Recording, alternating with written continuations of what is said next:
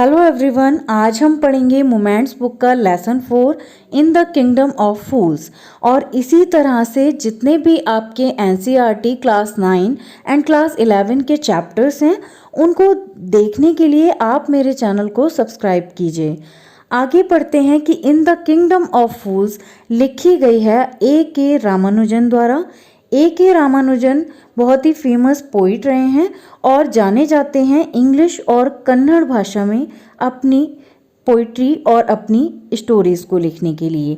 तो जैसा कि यहाँ पर नाम में आया है इन द किंगडम ऑफ फूल्स, यानी एक ऐसा राज्य जहाँ पर सिर्फ मूर्ख लोग ही थे। तो एक समय की बात है, एक मूर्खों का राज्य था और वहाँ पर जो राजा था वो ये चाहता था कि जो उनका राज्य है वो बाकी राज्यों से अलग दिखाई दे। बाकी राज्यों में जैसी भी चीज़ें होती थी वो उनसे थोड़ी चीज़ें डिफरेंट करना चाहते थे और इसको ही डिफरेंशिएट करने के लिए उन्होंने अपने राज्य में सभी को एक रूल बना दिया कि सब लोग दिन में सोएंगे और रात में काम करेंगे। इससे क्या हुआ, इससे उन्होंने अपने राज्य को बाकी राज्यों से थोड़ा सा अलग बना दिया और जो उनकी इस आज्ञा का पालन नहीं करेगा उसको मृत्युदंड मिलेगा। तो इस तरह से उनके राज्य में रूल था। एक बार की बात है कि वहाँ पर एक गुरु और एक शिष्य आए जो बहुत ही ज़्यादा भूखे थे। तो उन्होंने वहाँ पर जो है खाना खाया और उसके बाद वो देखने लगे कि शायद कुछ खुले कुछ लोग दिखें, लेकिन दिन का समय था और लोग वहाँ पर दिन में सोते थे तो उनको कोई भी दिखाई नहीं दिया। लेकिन जैसे जैसे शाम हुई वैसे वैसे लोग शॉप्स खोलने लगे, अपनी लोग सड़क पर दिखाई देने लगे, अपने काम पर जाने लगे। तो उनको ये बहुत अजीब सी बात लगी कि ऐसा कैसे हो सकता है कि लोग यहाँ पर रात में काम कर रहे हैं। और फिर उन्होंने देखा कि उस राज्य में आपको जितना भी खाना है, चाहे वो राइस हो, बटर हो, कोई भी सब्जी हो, फ्रूट्स हो, वो सारी चीज़ें आप खा सकते हैं केवल एक डुड्डू देकर। तो ये चीज़ जो है उनको बहुत ही सरप्राइजिंग लगी कि ऐसा कैसे हो सकता है कि इतनी सारी चीज़ें कोई कितना भी पेट भर के खाए, कोई कितना भी अपने साथ ले जाए, लेकिन उसको केवल एक डुड्डू ही पे करना होगा। तो ये बात सुन करके जो उनका शिष्य था उसको बहुत खुशी हुई कि अरे वाह, ये तो बहुत अच्छी बात है, मैं तो यहाँ पर रह करके केवल कम पैसों में इतनी सारी चीज़ें कर सकता हूँ।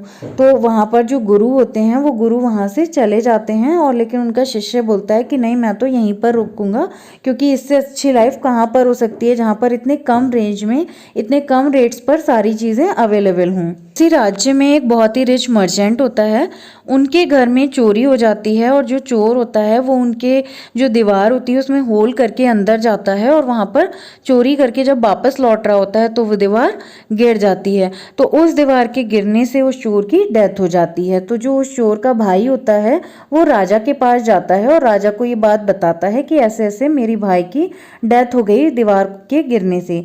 तो फिर राजा को वो ये बोलता है कि जिसने दीवार बनाई है वो इसका दोषी है और आप उसको सजा दो। तो राजा जो है, राजा मर्चेंट को बुलाता है उस और बोलता है कि देखो, तुम्हारी वजह से इनके भाई की डेथ हुई है, तुमने दीवार को इतना कमजोर बनाया था जिससे उसकी डेथ हो गई, तो अब इसमें तुम्हारी गलती है और इस वजह से जो है तुमको सजा दी जाएगी। तो जो मर्चेंट होते हैं वो मर्चेंट कहते हैं कि नहीं, मैंने ये दीवार नहीं बनाई है, मैंने ये राजमिस्त्री जो हैं मेरे उन्होंने बनाई है। तो वो राजमिस्त्रियों को जब बुलाते हैं तो राजमिस्त्री कहते हैं कि देखो, हम जब दीवार बना रहे थे तो हमारा ध्यान भटक रहा था और हमारा ध्यान इसलिए भटक रहा था क्योंकि वहाँ पर एक नर्तकी जो है वो बार बार आ और जा रही थी और उसके पायल की आवाज़ से जो हमारा ध्यान था वो भटक रहा था। तो उन्होंने उस नर्तकी को बुलाया कि तुम वहाँ पर क्यों जाती थी।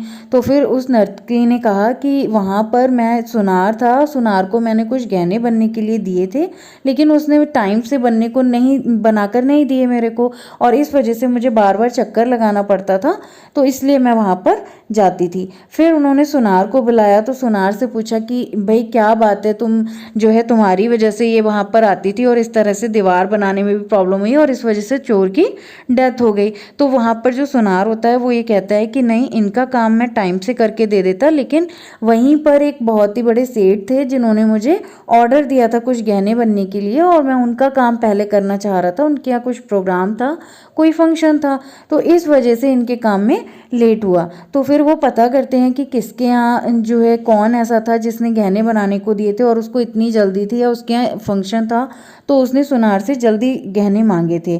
तो पता चला कि वो मर्चेंट जो था, मर्चेंट के फादर ही उस गहने के बनाने के लिए सुनार को कहकर आए थे, लेकिन उस मर्चेंट के फादर की अब डेथ हो चुकी है। तो फिर राजा क्या कहते हैं कि देखो तुम्हारे फादर ही इस चीज़ के लिए रिस्पॉन्सिबल हैं और वो तो अब है नहीं और तुम उनके बेटे हो, तो अल्टीमेटली जो सज़ा है वो तुमको मिलेगी।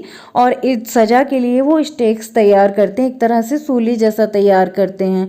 तो स्टेक्स क्या होते हैं? स्टेक्स होते हैं, आप ये समझ लीजिए कि जैसे आयरन रॉड होती हैं, ऊपर से बहुत शार्प होती हैं, उस तरह का वो प्लेटफॉर्म जैसा बनाते हैं कई सारी स्टेक्स लगा करके, जिस पर वो उस मर्चेंट को सजा देंगे यानी मृत्युदंड देंगे। पर जो स्टेक्स बनाई जाती हैं वो एक मोटे इंसान के लिए बिल्कुल परफेक्ट होती हैं और उस पर एक मोटा इंसान ही लेट सकता है। तो वहाँ पर जो स्टेक्स बनाते हैं वो राजा को बोलते हैं कि देखो इस पर तो एक मोटा आदमी जो है वो फिट रहेगा और ये मर्चेंट जो है वो पतला है।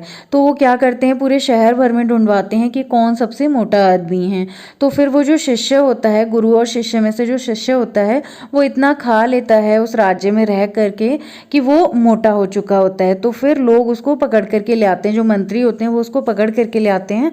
तो वो कहता है मैंने तो कुछ भी नहीं किया, लेकिन तुम मुझे पकड़ करके क्यों ले जा रहे हो? तो वो कहते हैं तुमने कुछ भी नहीं किया, लेकिन तुम मोटे हो और इस वजह से राजा तुमको ही सजा देंगे। तो वो वहाँ पर आ जाता है और इस तरह से उसको फिर अपने गुरु की याद आती है। वो बहुत परेशान हो जाता है, दुखी हो जाता है और मन ही मन अपने गुरु को याद करता है। तो उसके गुरु जो हैं वो जादुई शक्ति से उसकी परेशानी को देख लेते हैं और वहाँ उपस्थित हो जाते हैं। और वहाँ आकर के वो राजा से कहते हैं कि देखो मैं आपसे एक बात कहना चाहता हूँ, आप इसको सजा मत दीजिए, आप इसको भी सजा दे दीजिएगा, लेकिन उससे पहले आप मुझे इस सूली पर चढ़ा दीजिए। तो राजा कहते हैं कि नहीं, मैं तुमको ऐसा क्यों करूं, मैं तो ऐसा नहीं करूंगा। जो गुरुजी होते हैं वो राजा को एक तरफ ले जाते हैं और उनसे इसका रीज़न बताते हैं। वो कहते हैं देखो मैं बहुत ज़्यादा समझता हूँ, बहुत ज़्यादा मुझे ज्ञान है, मैं सब जगह घूमा हुआ हूँ और मैं ये बात जानता हूँ कि जो भी सूली पर पहले चढ़ेगा यानी जिसको मृत्युदंड पहले दिया जाएगा, उसका जब दोबारा जन्म होगा तो वही जो है इस राज्य का, इस किंगडम का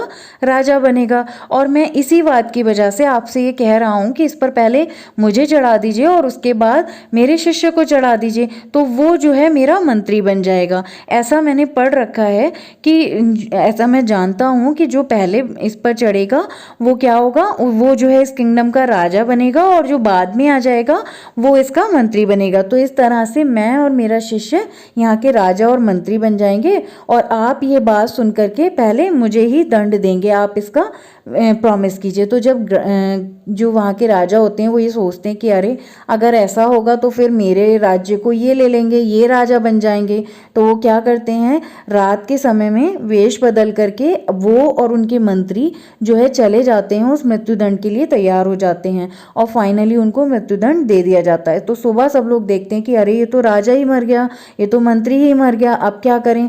तो फिर वहाँ पर जो भी लोग होते हैं, जो भी प्रजा होती है वहाँ की, वो गुरु जी से कहते हैं कि आप यहाँ के राजा बन जाइए। तो गुरुजी बोलते हैं ठीक है मैं यहाँ का राजा बनता हूँ, लेकिन जो पुराने रूल्स हैं उनको चेंज करना पड़ेगा और मैं जो है रूल्स बनाऊंगा, उनके रूल्स के हिसाब से ही यहाँ पर राज्य चलाया जाएगा। तो इस तरह से जो गुरुजी होते हैं वो वहाँ के राजा बन जाते हैं और जो उनका शिष्य होता है वो वहाँ का मंत्री बन जाता है। और here we comes to the end of the story. और आई होप कि ये आपको ज़रूर हेल्प करेगा lesson. And if you like the video, click on the like button and keep subscribing my channel. Thank you so much.